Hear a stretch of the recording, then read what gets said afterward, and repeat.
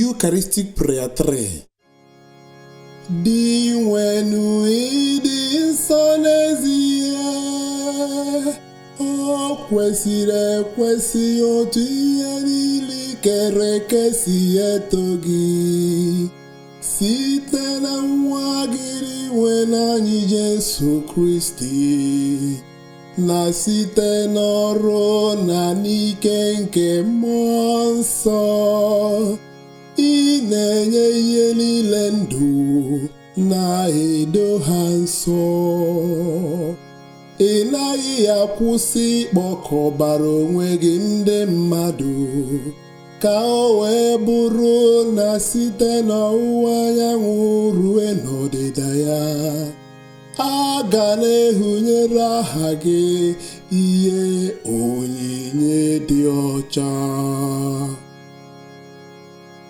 Ya mere anyị jizi umeala rịọ gị dị nwenu, ka ọ masị gị site n'ike nke otu mmụọ ahụ, ịgọzi onyinye ndị ya anyị butere gị ka edo nsọ, ka ha ghọrọ anyị ahụ n'ọbara nwa gị dị nwe n'anyị Jesu Kristi, onye ọ bụ site n'iwu ya ka anyị na-eme mmemme ihe omimi ndị ya. N'anyasị ya rara ya nye, o were achịcha ka ọ na-enye gị ekele, ọ gọzie, nyawa, nyekwa ya ndị ụmụazụ ya na-asị, naranụ nke ya, rienụ ya unu niile, nke ya bụ ahụ m, nke a ga-edurunye maka unu.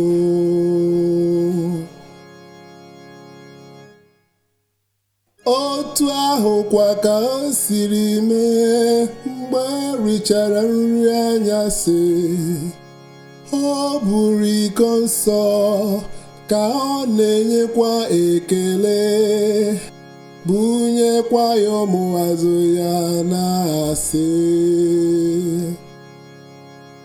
naranụ nke ya, ṅụọnụ ya unu niile, nke ya bụ iko nsọ nke ọbara m, nke ọgbụgba ndụ ọhụrụ dị ebighị ebi.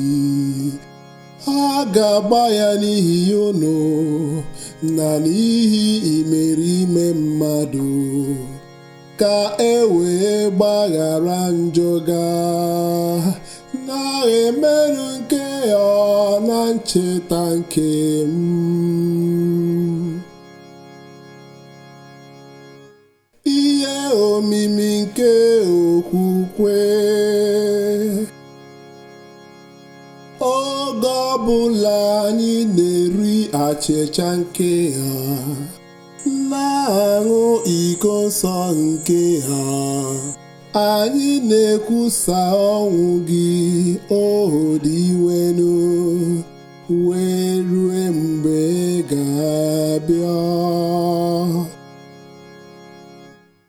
Dị nwenu, ebe anyị na-echeta ọnwụ na-enye ndụ nke nwa gị ahụ, na mbilite n'ọnwụ ya dị ịtụnanya, na nrọgoro n'eluigwe ya, ebe anyị nọkwa na-atụ anya ọbịbịa nke abụọ ya.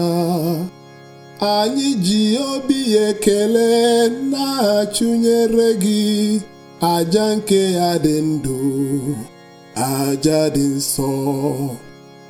Anyị ji umeala rịọ ka ilekwasị anya n'onyinye nke nzukọ gị, ka ị na-ahụ ya ka ihe aja nke ọ masịrị gị, ka nhụnye ya mmeda gị obi. mee ka anyị bụ ndị eji ahụ n'ọbara nwa gị azụ nri, jupụtacha na mmụọ nsọ ya, anyị abụrụ otu ahụ na otu mmụọ n'ime Kristi. Ka ya onwe ya were anyị nye gị dị ka aja dị ọkpụ, ka anyị nwee ike soro ndị nke gị họtara keta oke n'ekpe. Na mbụ, Virgin Maria dịkarịsịrị ngọzi, nne nke Chukwu, na Josef dị ngọzi bụ di ya, na ndị apọstụl gị dị ngọzi, na ndị egburu maka okwukwe dị otito, na onye dị nsọ Bartolomeo, na ndị nsọ niile ndị anyị tụkwasara obi na arịrịọ ha n'ihu gị mgbe niile ga-enyere anyị aka. Anyị ji umeala rịọ osebụrụ ụwa ka ihe àjà nke ndozi ya gbata anyị ya, wetawanyere ụwa niile udo na nzọpụta. Ka ọ masị gị mee ka nzukọ gị nọ n'ije n'ụwa ha kwụsie ike n'okwukwe na n'ịhụnanya, ya na nwaodibo gị Popu anyị Francis, na bishọp anyị Pita, na ọda ndị bishọpụ, na ndị echiri echi niile, na ndị nke gị niile batara gị. N'obi ọma gị nụrụ arịrịọ ezinụlọ a, ndị ọ masịrị gị ka ha kwụrụ n'ihu gị, were ebere kpọkọtara onwe gị ụmụ gị gbasara n'ụwa niile. O nna nwere obi ọma, nabata n'ala eze gị ụmụnne anyị ndị nwụrụ anwụ, na ndị niile hapụrụla ụwa ha, ndị mere ihe masịrị gị, ebe anyị na-atụ anya na anyị ga-anọ nweta afọ ojuju ebighị ebi site n'otito gị, site na Kristi dị nwenu anyị, onye isi na ya agbasapụ aka enye ụwa ihe ọma niile.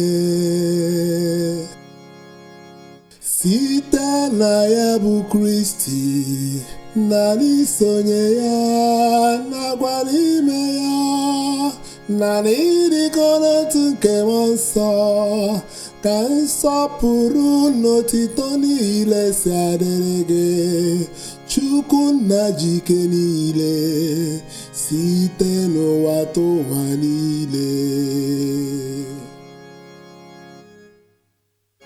Ebe nyerela anyị iwu na-enye ndụ, anyị abụrụkwa ndị ejiri nkụzi nke Chineke were zụọ, ka anyị were nụ ka ama obi kpee.